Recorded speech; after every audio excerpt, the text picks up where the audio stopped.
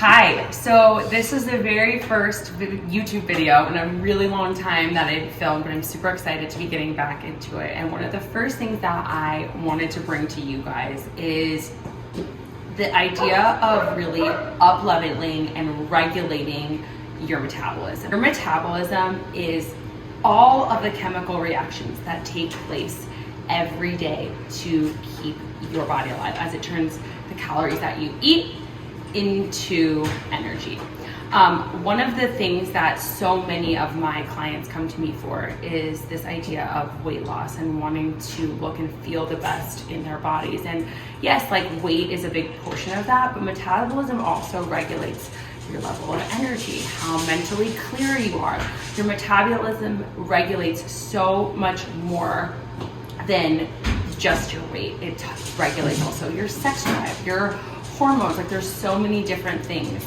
Your muscle mass, like all these different things that your metabolism regulates. And so today I want to show you guys how we're going to make a smoothie, because smoothies are, to me, are the easiest breakfast to do. They're so simple. You can throw everything in a blender, you can get it done in 5 minutes, and your body has to eat every 4 to 5 hours in order to up level that metabolism. So people who are skipping breakfast, intermittent fasting, it's slowing the metabolism down. And so how can we get breakfast in, and how can we use superfoods in order to proactively enhance the metabolism? And so the first thing that I want to say is, like I kind of mentioned with this intermittent fasting thing, it's really a form of calorie restriction, right? You're restricting calories in a way, and you don't want to be doing that. And so not restricting calories, not restricting meals, and making sure you're not restricting any sort of macronutrients is going to be really the most important thing, because when your body believes that it's starving because it didn't get a meal, it's actually going to hold on to weight.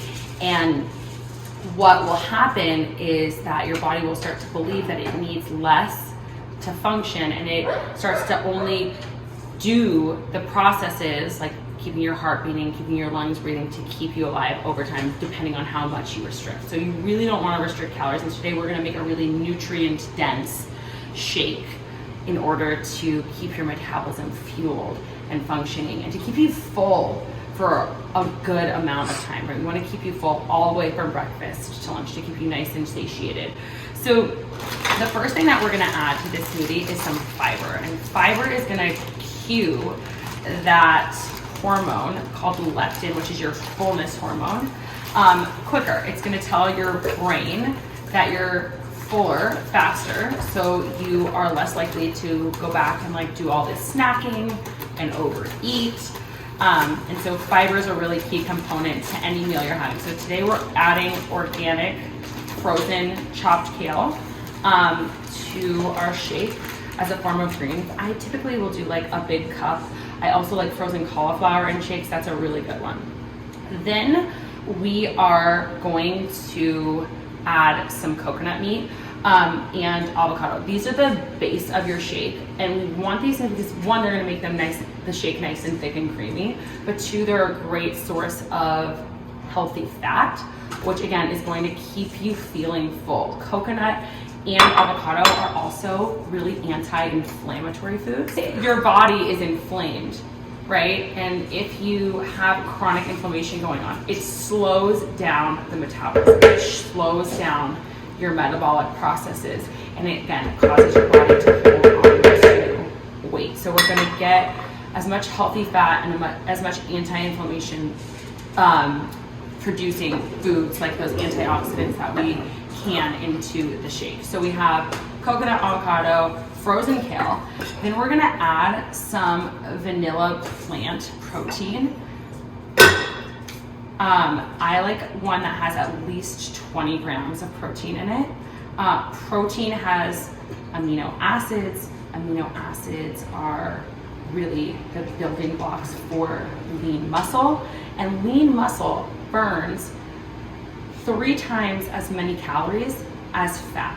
So we want more lean muscle in our bodies. And so how do we do that? We eat protein and we move our bodies with some sort of resistance training. And so if you're not doing any form of resistance training at this point, I highly recommend finding something that you enjoy, whether that's weightlifting, Pilates, you know, yoga can be a form of resistance training, but building that lean muscle in your body. So we're thinking not cardio, but something where you're either using your own body weight or strength. Now, when we think of herbs and spices, right, there are so many different ones that can be used in order to up level and regulate the metabolism. So cinnamon is something that is really helpful in regulating blood sugar. It keeps blood sugar levels stable. So I just put cinnamon on as much stuff as I can. If I have a yogurt bowl, I'll put cinnamon in it. I'll put it in like an almond milk latte, a matcha latte.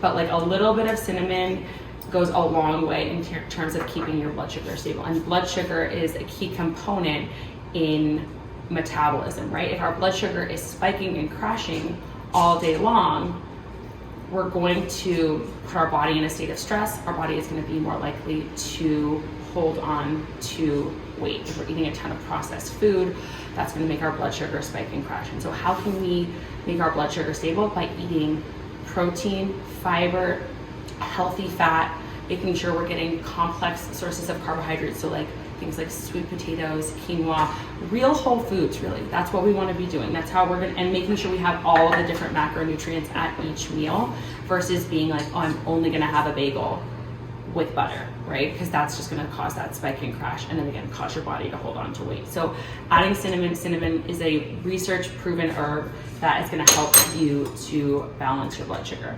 Then we want to add a little bit of green tea. So this is matcha green tea, but really any form of green tea is going to be good at helping to boost metabolism. There's antioxidants in green tea that help with metabolic function. There is a ton of polyphenols. Green tea has been, again, like researched and science-backed as a way to improve the metabolic rate. Unlike coffee, it's not going to cause a stress response on your body where it's producing more cortisol. You're going to instead feel that like calmness, but you're also going to get that up-regulated metabolism, that effect where your body starts to burn through more fat when you have green tea every single day. And so typically I'll tell clients to either do that in like the mid-morning or like early afternoon as a way to like not keep you awake. Put on this lid too early. I also forgot we need almond milk. So this is just almonds and water blended together. The purest form of almond milk. We make ours at home. And the reason that we do that is because a lot of almond milks, a lot of plant milks have like gums and thickeners in them.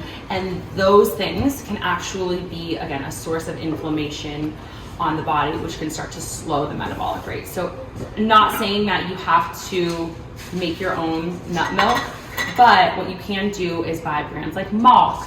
There are a couple different brands out there that don't have any gums or thickeners in them, and they're so much better for you than, you know, putting that kind of stuff in your body that's going to cause intestinal inflammation and change the profile of your microbiome, which has a huge impact on how your body burns through fat and how you metabolize your food. So with all of this in here, if you want to add a few ice cubes, you can. We're going to blend this up and then we'll come back.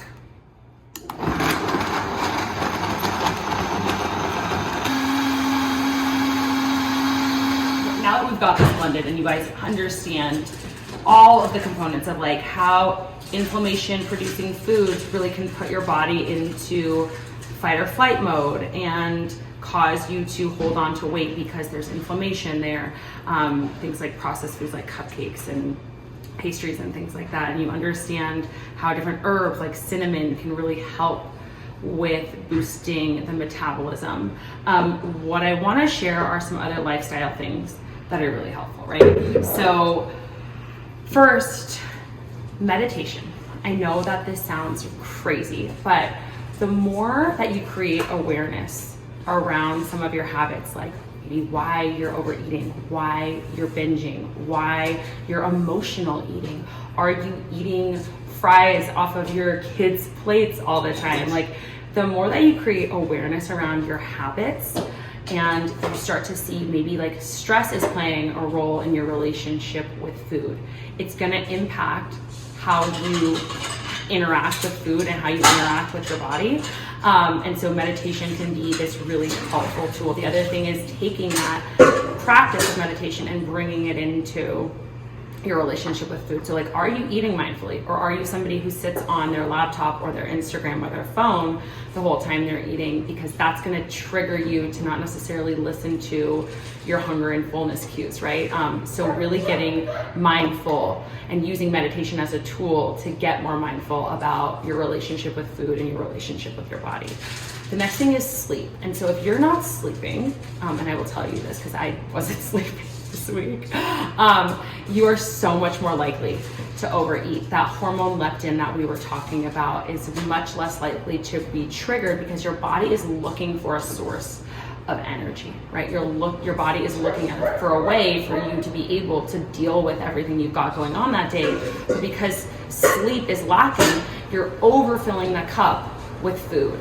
And so you're going to overeat the less sleep that you get. So really focusing on like, how can I get that 8 hours if I'm not getting it right now? And what can I do to maybe fill in the gaps? Like, do I need to schedule in time for rest during the day if I'm a mom and I have a baby who's not sleeping, whatever the case may be. So those are two really big, important things. And then we also talked about the resistance training piece and then building that lean muscle. So with all of that said, the next thing that you're really going to want to do is think about like, how is my relationship with my body? And like, in the social media driven world that we're looking at, is my body image healthy? So like I said, in today's society, we tend to, because of social media, because of external pressures, focus a lot on what other people think of us and how other people are perceiving us, rather than focusing on ourselves. And so get really clear on why you want your metabolism to be functioning better. Like, is it this like very surface level thing of weight loss, or like, do you actually want more energy? Do you actually want more vitality? Do you actually want a better sex drive? Do you actually want to like feel better in your body? Because if those are the things that are driving this, then like, you can actually absolutely have those things and you're going to be so much more likely to maintain your consistency with them. But if it's really like more of a body image issue and you're thinking to yourself like, okay, the reason I want to lose weight is because I think that I'll be more confident, or I think that I'll be happier, or I think I'll be more successful. That's a real opportunity to start to look inward and connect to yourself on a deeper level, right? And you can do that by understanding that it's never going to be that thing. It's never going to be that you're happy when you get the weight loss. You have to look for that happiness now. You have to be loving towards your body now and make loving choices towards your body now in order for your body to love you back. It's not going to be a restrictive calorie diet or, you know, tighter abs that make you feel more at home in your body. So really take the opportunity to connect with yourself, to connect about the things that you love about yourself. Because again, with social media, with you know, all these external pressures that we have, TV, magazines, all of this stuff, we get really disconnected from ourselves. So it's a really great opportunity to look inward, to say, what do I love about myself? What do I love about who I am? What makes me unique? Not about what it looks like in the mirror, about who I am on the inside. And so taking those two things and really separating them is, I think, a really important piece of this puzzle. So I really appreciate you guys joining me today. I hope you enjoy this smoothie. If you are looking for a little sweetness, it would be great to add some stevia or monk fruit, because they are 0 calories, 0 blood sugar spikes. I typically don't like anything super sweet, but that's a great way to add a little bit of sweetness since you use coconut and avocado as your base. I'm gonna go sip on this. I hope you guys liked this. If you did, subscribe, give this video a thumbs up, and we will see you in the next one.